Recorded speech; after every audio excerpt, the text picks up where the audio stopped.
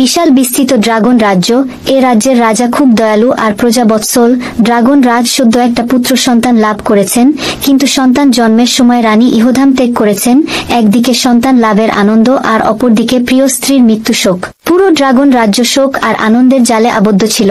হঠাৎ চারদিকে শোরগোল আর যুদ্ধের ধামামা বেজে উঠে।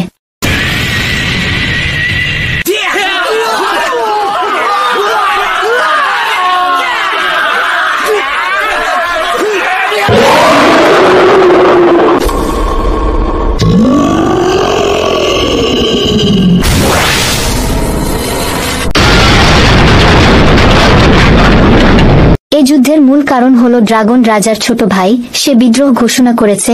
ড্রাগন রাজা মহৎ ও দয়ালু, প্রজারা তাকে খুব ভালোবাসে। আর তার ছোট ভাই মাতাল, নিষ্ঠুর ও স্বার্থপর।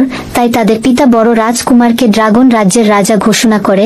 পিতার মৃত্যুর পর সিংহাসনে আরোহণ করে বড় রাজকুমার বেশ ভালোভাবেই রাজ্য শাসন করতেছিল। বড় ভাই মানে বর্তমান রাজার মৃত্যুর পর ছোট রাজকুমার রাজা হবার বাসনা মনে মনে পোষণ করত, কিন্তু রাজার পুত্র সন্তান জন্ম লাভ করায় উত্তরাধিকার এসে গেছে। তার সিংহাসন লাভের আর কোনো আশাই থাকল না। তাই সে বিদ্রোহ করে সিংহাসন দখল করার জন্য ড্রাগন রাজসভার অবিশ্বস্ত কিছু মন্ত্রীকে সাথে নিয়ে রাজার বিরুদ্ধে যুদ্ধ ঘোষণা করেছে সে।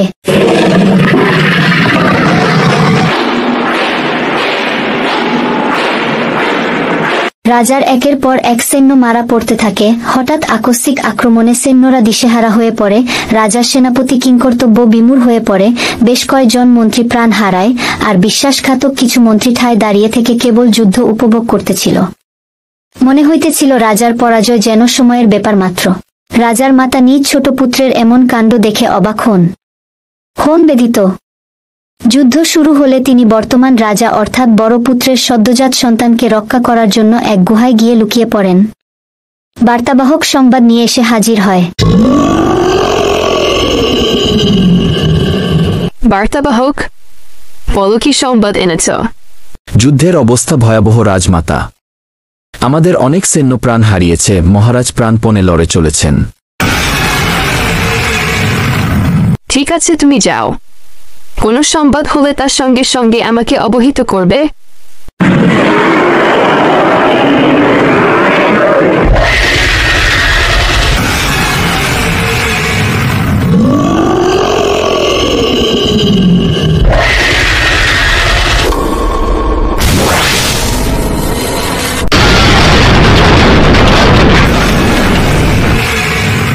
কি সংবাদ এনেছ বার্তাবাহক? পেশ করো জলদি। রাজমাতা, রাজমাতা, সংবাদটা হলো রাজমাতা। কি রাজমাতা? রাজমাতা, করে যাচ্ছ? নির্ভয় বলো সব। মহারাজ যুদ্ধে নিহত হয়েছেন। সৈন্যরা সব ভয়ে পালিয়ে গেছে। আমরা যুদ্ধে পরাজিত হয়েছি। পরাজিত বলো না, বলো জয়ের সূচনা। আমার এই নাতি সত্যকে প্রতিষ্ঠিত করবে, সকল অশুভ শক্তির বিনাশ করবে, ওর আপন চাচাকে ধ্বংস করবে, সিংহাসন পুনরায় উদ্ধার করবে, প্রজাদের সুখ শান্তি ফিরিয়ে দিবে। যারা মহারাজকে মেরে দিয়েছে তারা কি এই শিশু রাজকুমারকে ছেড়ে দিবে? তা তোমাকে ভাবতে হবে না, তুমি এখন যাও। সাবধানে থাকবেন রাজমাতা। বিদায়।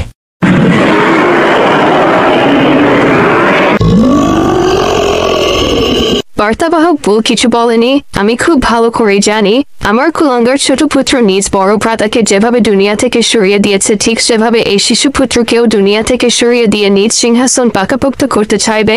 এই শিশুকে বাঁচাতে হবে। আমি 2000 বছরের বয়স্ক মহিলা, আমি রাজমাতা। আমি যে বিদ্যা জানি তা ড্রাগনদের মধ্যে কেউ জানে না। এই শিশুর আত্মাকে আমি বের করে অন্য কোথাও স্থাপন করব। এই শিশুকে খুঁজে বের করে মেরে দিলেও তাতে ওর কিছুই হবে না। গুহার ভেতরে ওকে বড় করে তুলব। আমার কুলাঙ্গার ছোট পুত্র এই শিশুকে খুঁজে বের করার চেষ্টা করবে। আমি এই শিশুর আত্মা অন্য কোথাও স্থাপন করে এই গুহা সিল করে দিব, যেন কেউ টের না পায় এখানে একটা গুহা আছে। যাক, আত্মা বের করে দিয়েছি ওর দেহ হতে। এখন ওর দেহে কৃত্রিম আত্মা বসিয়ে দিব, তাহলে ও চলতে ফিরতে পারবে। ভয় পেও না বেটা। তোমার যখন 18 বছর পূর্ণ হবে তখন তুমি আত্মা আর সকল ক্ষমতা ফিরে পাবে। তোমার কাছে হাজারো ড্রাগনের শক্তি থাকবে তখন। মেধার বুদ্ধিতে তুমি হবে সেরা, যা আত্মা পবিত্র দেহে স্থাপিত হও। বার্তাবাহক, বলো কি সংবাদ এনেছ? কি সংবাদ এনেছ বার্তাবাহক? পেশ করো জলদি। রাজমাতা, রাজমাতা, সংবাদটা হলো রাজমাতা। আমার এই নাতি সত্যকে প্রতিষ্ঠিত করবে, সকল অশুভ শক্তির বিনাশ করবে, ওর আপন চাচাকে ধ্বংস করবে, সিংহাসন পুনরায় উদ্ধার করবে। আমি এই শিশুর আত্মাকে আমি বের করে অন্য কোথাও স্থাপন করব। যেন কেউ টের না পায় এখানে একটা গুহা আছে। যাক, আত্মা বের করে দিয়েছি ওর দেহ হতে। এখন ওর দেহে কৃত্রিম আত্মা বসিয়ে দিব, তাহলে ও চলতে ফিরতে পারবে। ভয় পেও না বেটা। তোমার যখন 18 বছর পূর্ণ হবে তখন তুমি আত্মা আর সকল ক্ষমতা ফিরে পাবে। তোমার কাছে হাজারো ড্রাগনের শক্তি থাকবে তখন। মেধার বুদ্ধিতে তুমি হবে সেরা, যা আত্মা পবিত্র দেহে স্থাপিত হও।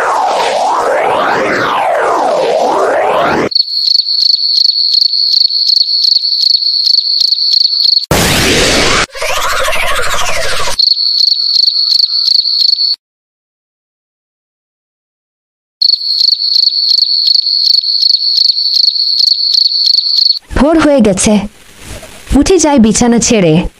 জি, উনি উঠে যাইতেছেন, ভালো কথা।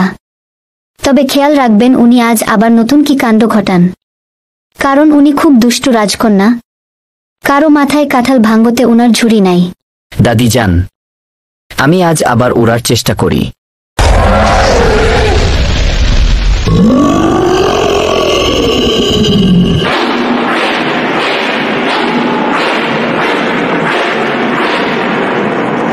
আঠারো বছর ধরে উড়ার চেষ্টা করছি কিন্তু পারছি না। আমাকে দিয়ে কিছু হবে না। আমি হলাম ক্ষমতাহীন ড্রাগন। আমি ড্রাগন জাতির কলঙ্ক। উঠো বেটা, উঠে যাও, হতাশ হয়ো না। তুমি হেরে গেলে আমি হেরে যাব।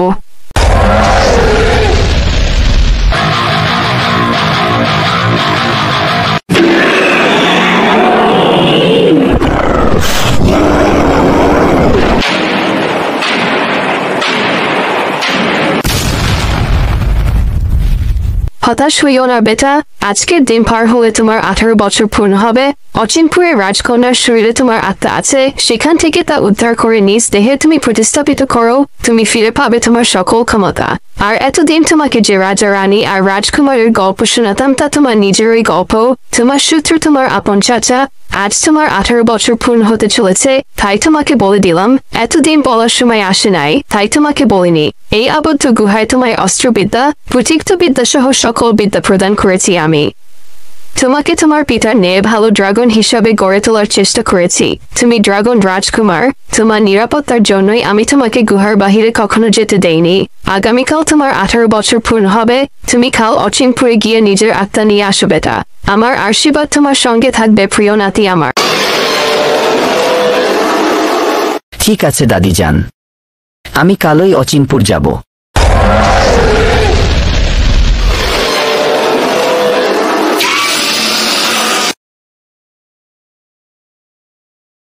ইয়া,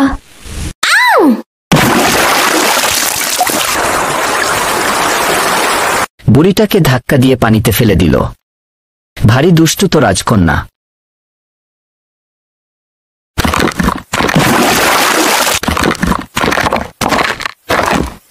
গুরুজির মাথায় তো পানি ঢেলে দিল ওই দুষ্টু রাজকন্যা। রাজকন্যাকে নিয়ে আর পারছি না। কয়েকদিন আগে রাজপ্রাসাদের পেছনের গ্রামে গিয়ে এক বুড়ি মাকে পানিতে ফেলে দিয়েছে। আজ গুরুজি বলছেন রাজকন্যাকে শিক্ষা প্রদান করতে আর আসবেন না। কি হয়েছে তা গুরুজি কিছু বললেন না। আমার মনে হয় রাজকন্যা কিছু গড়বড় করেছে। চিন্তা করবেন না বেগম, রাজকন্যা ছোট মানুষ, বড় হলে সব ঠিক হয়ে যাবে। আমি আজই সারা রাজ্যে ঢোল পিটিয়ে দেওয়ার ব্যবস্থা করতেছি, যেন আমার কন্যাকে শিক্ষা প্রদান করার জন্য গুরু পেয়ে যাই। শোনেন, শোনেন সকলে, রাজকন্যার জন্য একজন শিক্ষাগুরু আবশ্যক। যারা আগ্রহী আছেন তারা সকল যোগ্যতার সনদপত্র সহকারে রাজ দরবারে গিয়ে হাজির হবেন নির্বাচনের জন্য। শোনেন, শোনেন সকলে, রাজকন্যার জন্য একজন শিক্ষাগুরু আবশ্যক। যারা আগ্রহী। পেয়েছি, এইবার পেয়েছি। দুষ্টু রাজকন্যাকে একটা শিক্ষা দিব। চল রাজ দরবারে যাই। রাজকন্যার শিক্ষা গুরু হবার জন্য নির্বাচন পরীক্ষা দেই গিয়ে। আমি নিশ্চিত আমি রাজকন্যার শিক্ষা গুরু নির্বাচিত হব। আর হলেই ওই ফাজিল রাজকন্যাকে একটা শিক্ষা দিব। ড্রাগন রাজকুমার, আপনি কি নিজের আত্মা নিতে এসছেন নাকি ওই রাজকন্যাকে শিক্ষা দিতে আসছেন? আজ কয়দিন ধরে এই রাজ্যে ঘোরাঘুরি করছি, কিন্তু কাজ তো হাসিল করতে পারলাম না এখনো। চলেন, রাজকন্যাকে ধরেন, মারেন, আর আত্মা নিয়ে ফিরে চলেন। আরে বেটা, এটা ধরেন, মারেন, কাটেন, এমন সুযোগ নাই। রাজকন্যা নিজে থেকে আত্মা না দিলে তা আমার কাছে আত্মা এনে কোনো লাভ হবে না, নিষ্ফল হবে। কেউ নিজ হতে নিজের জীবন দিয়ে আত্মা কাউকে দিয়ে দেয় নাকি? তাই কি করা যায় তাই ভাবছি। তার চেয়ে চল ওই ফাজিল রাজকন্যাকে একটা শিক্ষা দেই।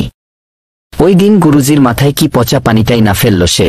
গুরুজির মাথায় পানি ফেলুক আর শরবত ফেলুক, তাতে আমাদের কি? কি তা তোকে পরে বুঝাচ্ছি। এখন চল রাজ দরবারে যাই। ভোরের এই শীতল বাতাস ভালোই লাগে, তার উপর জলে পা ডুবিয়ে বসার ব্যাপারটাই আলাদা। শরীরের সব ক্লান্তি দূর হয়ে যায়।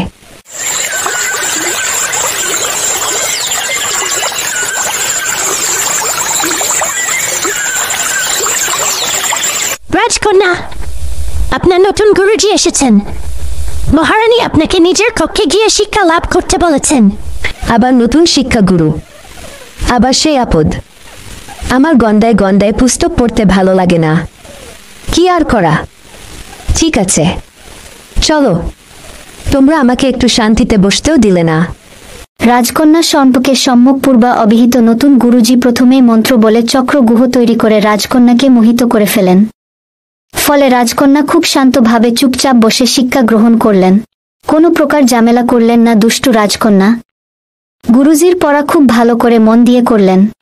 দাসী সংবাদ দিয়ে গেল, আজ নাকি রাজকন্যা নতুন গুরুজির নিকট চুপচাপ বসে মন দিয়ে শিক্ষা গ্রহণ করেছেন। আমি নতুন গুরুজিকে দেখেই বুঝেছিলাম তার যে শিক্ষাগত যোগ্যতা, সে ভালো করে রাজকন্যাকে শিক্ষা দান করতে পারবে। রাজকন্যাকে শিক্ষা গ্রহণে স্থির করে বসাতে পেরেছে। ধনী ধনী গুরুজি। আজ আমার কি যে হয়ে গিয়েছিল তা তো বুঝলাম না। কিভাবে এত শান্ত করে বসে শিক্ষা লাভ করলাম আমি? যাকগে, এই গুরুজিকে তাড়াতে হবে। কালই একটা ব্যবস্থা করব আমি।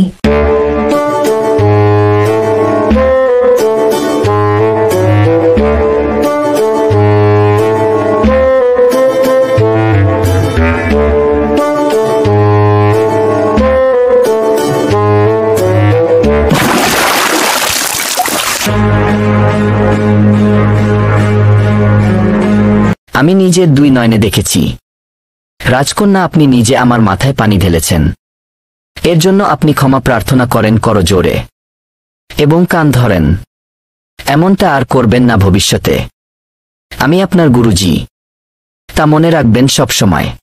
আমাকে দিয়ে ক্ষমা প্রার্থনা করানো, আমাকে দিয়ে কান ধরানো। আজ মজা বুঝাবো আপনাকে গুরুজি। এই পাথর ভর্তি মাটির পাতিল আপনার মাথায় ফেলব।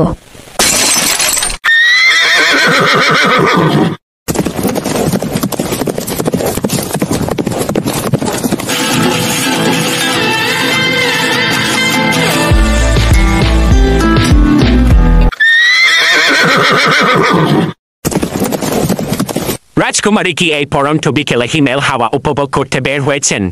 না, বাদর দেখতে বের হয়েছি। দেখি পথে ঘাটে কোনো বাদর পাওয়া যায় কিনা। আপনি কি আমাকে কিছু বললেন? আপনাকে বলবো কেন? আপনি কি বাদর? আমি সব বুঝতে পেরেছি। আপনি আমাকে অপমান করছেন রাজকুমারী। আপনার ভুলে যাওয়া উচিত নয়। আমি সাধারণ কোনো ব্যক্তি না, আমি উজির পুত্র। জি, আপনি উজির পুত্র, তবে আমার মতো রাজবংশের কেউ নন আপনি। পিতা, আজও রাজকুমারী আমাকে অপমান করেছে। করবি তো। তোমার যে কুকীর্তিতা রাজ্যের আবাল বৃদ্ধ বনিতা সবাই জানে। আমি হলাম উজির পুত্র, আমাকে অপমান করার উচিত শিক্ষা তাকে পেতেই হবে। সে কাজ করতে যেও না বেটা। আমি উজির, আমার নাম ভাঙিয়ে অনেক অপকর্ম করেছ। উজির হবার সুবাদে আমি তা সামলে নিয়েছি, কিন্তু রাজকুমারী কোনো সাধারণ মেয়ে না। তার সাথে লাগতে যেও না, রাজা তোমাকে ছেড়ে দিবে না, এ কথা মনে রেখো। রাজকুমারী আমাকে অপমান করেছে আর আপনি নীরব। থাক, আপনার কিছু করতে হবে না। আপনি রাজ্য যত সব সুস্বাদু খাবার আছে তা বসে বসে খেতে থাকুন, আর আমি এইদিকে রাজকুমারীর অপমানগুলা হজম করতে থাকি। গুরুজি নদীর পাড়ে বসে ধ্যান করতেছেন। এই সুযোগ আজ গুরুজি আপনাকে ধাক্কা দিয়ে পানিতে ফেলে দিব, বাকি কাজ নদীর পানি করবে।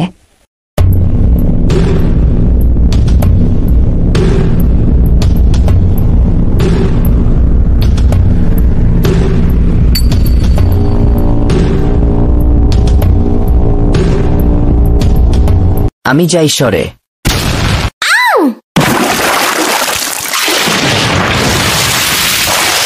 এ কন্যা তো পানিতে ডুবে যাইতেছে, যাই তুলি গিয়ে। জ্ঞান হারিয়েছে, তবে একটা বিষয় বুঝলাম না, ড্রাগনের আত্মা ওর দেহে থাকার পরও সে কেন সাঁতরে নিজের জীবন বাঁচাতে চেষ্টা করল না। মনে হয় সে খুব ভয় পেয়েছে। ওর নিজের মাঝে যে এত বড় শক্তি আছে তা সে নিজেই জানে না। সাধারণ মানুষের সাথে বসবাস করার কারণে সেও নিজেকে সাধারণভাবে মনের দিক থেকে গড়ে নিয়েছে, তাই সে ভীতু। অবশেষে আপনার জ্ঞান ফিরে এলো রাজকন্যা। গুরুজি, আপনাকে কত জ্বালাতন করেছি, কতভাবে আঘাত করেছি, এমনকি পানিতে ফেলেও মেরে দিতে চেয়েছি আমি, আর আপনি আমাকে বাঁচিয়ে নিলেন। কেন বাঁচিয়েছি তা কি করে বলি আমি আপনাকে রাজকন্যা? আমার ড্রাগন রাজ্য আমার অপেক্ষায় আছে। আমার অসহায় প্রজারা বিশ্বাস করে একদিন আমি ওদের জালিম রাজার কবল থেকে উদ্ধার করব। আমার পিতার জীবন কেড়ে নেয়ার শাস্তি দিতে হবে আমার আপন চাচাকে। আপনার মধ্যে আমার আত্মা আছে, সেটা না পেলে কোনো কিছু করাই আমার পক্ষে সম্ভব না। আত্মা আপনি নিজ হতে আমাকে দেন অথবা আমি নিজেই কেড়ে নেই। যেভাবেই হোক না কোনো আত্মা নিয়ে গেলে আপনি আর জীবিত থাকবেন না। আপনাকে মেরে দিয়ে এই আত্মা আমি নিতে পারবো না। আপনার দুষ্টুমি, খেয়ালিপনা আর সরলতা আমাকে বিমোহিত করে দিয়েছে কবে তা আমি নিজেই জানি না। আপনাকে যে আমি প্রচণ্ড ভালোবেসে ফেলেছি রাজকন্যা। কি ভাবছেন গুরুজি এমন উদাস হয়ে? আপনাকে বাঁচাবো না কোনো, আপনার মাঝে যে আমার আত্মা আছে। এরপর হতে শুরু হয় এক নতুন যাত্রা, ভালোবাসার যাত্রা। দুজন ভেসে যেতে থাকে প্রেমের স্রোতে। পুরো দুনিয়াটা যেন রঙে রঙিন হয়ে ওঠে। ড্রাগন আর মানবের প্রেম যে অসম্ভব, জগতের নিয়মের বাইরে, প্রকৃতির সীমার ঊর্ধ্বে, তা যেন ড্রাগন রাজকুমার ভুললেই যায়। দুজন হয়ে উঠে দুজনের ধ্যান জ্ঞান।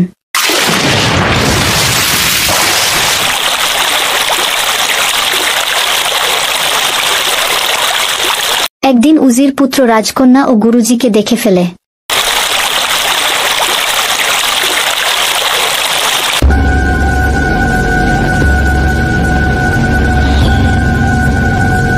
আমাকে অবজ্ঞা করে চালচুলোহীন গুরুজির সাথে প্রেম করছে রাজকন্যা। ঠিক আছে, আমি আর আমার পিতার কথা শুনবো না। এইবার রাজকন্যাকে উচিত শিক্ষা দিব। লোক নিয়োগ করব রাজকন্যাকে পরপারে পাঠাবার। দেখুন গুরুজি, কি সুন্দর চাঁদ উঠেছে আকাশে। আপনাকে প্রাসাদের বাগানে দেখেছি একসাথে চাঁদের জ্যোৎস্না উপভোগ করব বলে। এমন জ্যোৎস্নায় না ভিজলে কি চলে?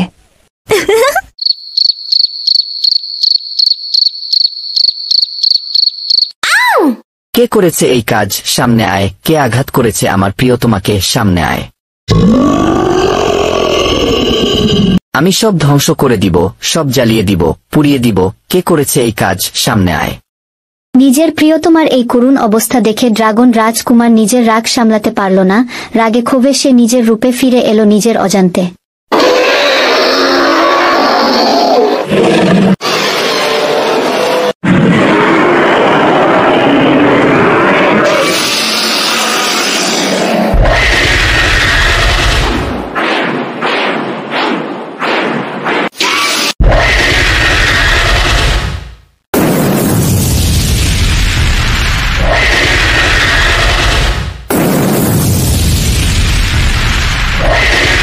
প্রিয় কন্যা আমার, চোখ খুলুন। দেখেন আমরা সবাই এসে গেছি। আর ভাই নাই, চোখ খুলুন আপনি। গুরুজি, আপনি ড্রাগন? হ্যাঁ, আমি ড্রাগন। আমি ড্রাগন রাজকুমার। ছেড়ে দিন আমার কন্যাকে। ওকে মারবেন না। ও তো আপনার কোনো ক্ষতি করে নাই। যাকে ভালোবাসি তাকে মারি কি করে? আপনারা ভয় পাবেন না। তাহলে এখানে এসেছেন কি উদ্দেশ্য নিয়ে? আমি এসেছিলাম রাজকন্যার আত্মা নিতে। আমার কন্যার ক্ষতি করতে এসেছিলেন? ড্রাগন হতে মানুষের রূপ ধারণ করে বেঈমান, প্রতারক, দুধ কলা দিয়ে আমি এতদিন কাল সব পুষতেছিলাম। না মহারাজ, আপনি ভুল ভাবছেন। আমি অনেক সুযোগ পেয়েছি, তবুও রাজকন্যার কোনো ক্ষতি করি নাই। রাজকন্যার ক্ষতি করা আমার পক্ষে সম্ভব নয়।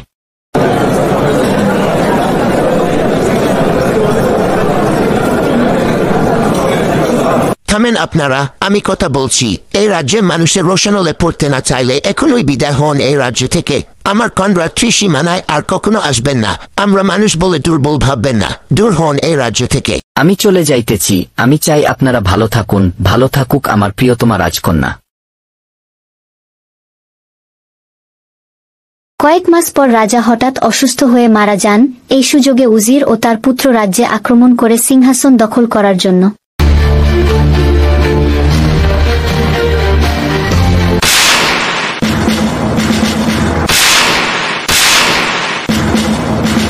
দাদিজান, আমাকে এখনই অচিনপুর রাজ্যে যেতে হবে। কেন, কি হয়েছে? মনে হয় রাজকন্যা কোনো বিপদে পড়েছে। আগে যখন আমার মাঝে মাঝে বুকে ব্যথা অনুভব করতাম তখন আমি বুঝতে পারি নাই রাজকন্যা কোনো সমস্যায় পড়লে আমার বুকে ব্যথা অনুভব হয়, কারণ আমার আত্মা রাজকন্যার মাঝে আছে। আজ আমি বুকে ব্যথা অনুভব করছি। আমি অচিনপুর রাজ্যের উদ্দেশ্যে যাত্রা শুরু করি। দেরি করা ঠিক হবে না। বিদায় দাদিজান।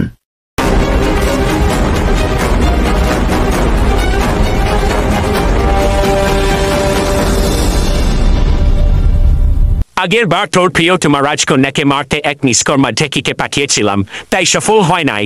আজ আমি নিজে তাকে তীরবিদ্ধ করেছি। এইবার সে আর বাঁচবে না।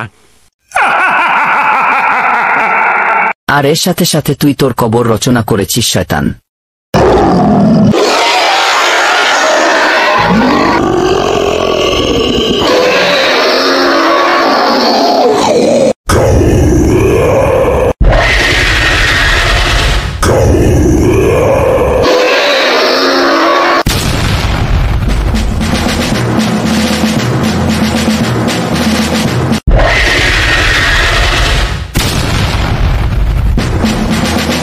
ড্রাগন রাজকুমার, আপনার জন্য আমরা যুদ্ধে জিতে গেছি। আমাদের রাজ্য সুরক্ষিত আছে, আমাদের শত্রু ধ্বংস হয়েছে। আপনাকে ধন্যবাদ দিয়ে ছোট করব না। ড্রাগন রাজকুমারের জয়। রাজকুমারের জয়। ড্রাগন রাজকুমারের জয়। প্রিয় কন্যা আমার, একটু শান্ত হন। আমি আপনার ক্ষততে কাপড় বেঁধে দিতেছি। এখনই রক্ত পড়া বন্ধ হয়ে যাবে। প্রিয় কন্যা আমার, একটু শান্ত হন। আপনার কিছু হবে না। আপনি এসেছেন গুরুজি। আপনাকে কত খুঁজেছি, কিন্তু পাইনি। আপনি ঠিকই এলেন, তবে এলেন আমার শেষ বেলাতে। এমন করে বলবেন না রাজকন্যা, আপনার কিছু হবে না। আপনি দেখি আমার মাতার মতোই কথা বলছেন। মাতা আমার ক্ষততে কাপড় বেঁধে দিয়েছে যেন কিছু না হয়, থেমে যায় রক্ত পাড়া। কিন্তু আমি তো জানি আমার সময় শেষ। আপনার কিছু হবে না। আমি কিছু হতে দিব না রাজকন্যা। সেই আগের মতো আপনার চোখে দেখছি আমার জন্য আপনার অপার ভালোবাসা, অনুভূতি। আপনি আমার প্রাণ রাজকন্যা, আমার জীবন। ঠিকই বলছেন, আমি আপনার প্রাণ। আমার প্রাণে যে আপনার প্রাণ। ওসব কথা থাক রাজকন্যা। আমি সব জানি গুরুজি। আমার মাঝে আপনার আত্মা আছে। আমার তো সময় শেষ। আপনি এই আত্মা নিয়ে ফিরে যান, মুক্ত করেন নিজের ড্রাগন রাজ্য। আপনার জীবনের বিনিময়ে আমি এসব কিছু চাই না। আমি আপনাকে হারাতে চাই না। আরে আমি হারাবো কেন? আমি আপনার কাছে আবার ফিরে আসব। কথা দিলাম ড্রাগন রাজকুমার। আমার আত্মা এখন উন্মুক্ত। আপনি এটা নিয়ে নিজের ড্রাগন রাজ্যে ফিরে যান। নিজের দায়িত্ব কর্তব্য পালন করুন। আমি সত্যি আপনার কাছে আবার ফিরে আসব। আপনাকে ছাড়া আমি কি থাকতে পারি?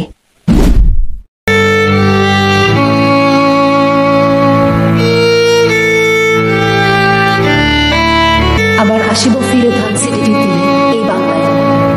হয়তো মানুষ নয়, হয়তো বা শঙ্কুচিল শালিকের দেশে, হয়তো ভোরের কাক হয় এই কার্তিকের নবান্নের দেশে। কুয়াশার বুকে ভেসে একদিন আসিব এই কাঁঠাল ছায়। হয়তো বা হাঁস হব, কিশোরী ঘুমো রহিবে লাল পায়। সারাদিন কেটে যাবে কলমির গন্ধ ভরা জলে ভেসে ভেসে। আবার আসিব আমি বাংলার নদী মাঠ খেত ভালোবেসে। জলাঙ্গির ঢেউয়ের ভেজা বাংলার এই সবুজ করুণ ডাঙ্গা। হয়তো দেখিবে চেয়ে সুদর্শন উঠিতেছে সন্ধ্যার বাতাসে। হয়তো শুনিবে এক রক্ষী পেঁচা ডাকিতেছে শিমুলের ডালে। হয়তো ফুলের ধান ছড়াতেছে শিশুর এক উঠানের ঘাসে। রূপসার ঘোলা জলে হয়তো কিশোর এক সাদা ছেঁড়া পালে। দিনাবাই রাঙ্গা মেঘ সাতরায় অন্ধকারে আসিতেছে, দেখিবে ধবল বক। আমারই পাবে তুমি ইহাদের ভিডিও।